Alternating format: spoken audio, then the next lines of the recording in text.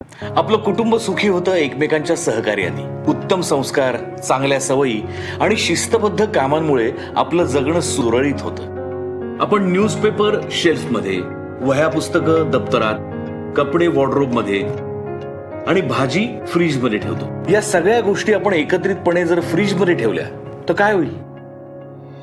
प्रत्येक गोष्टीची एक विशिष्ट जागा आहे. कचऱ्याच्या बाबतीत ही सवय का लावून घेत नाही? ओला कचरा, सुका कचरा, घातक कचरा एकत्र टाकल्यामुळे आपल्या शहराचं काय होईल? ओला, सुका आणि घातक कचऱ्याचं वर्गीकरण करूया. त्यामुळे आपल्यासाठी झटणाऱ्या हजारो हातांचे कष्ट वाचतील. आपली एक चांगली सवय शहर बदलवून टाकेल.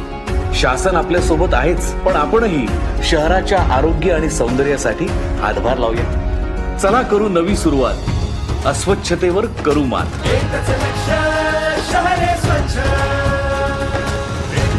स्वच्छ महाराष्ट्र अभियान, नागरी नगर विकास विभाग. रुजवू संस्कृती स्वच्छतेची.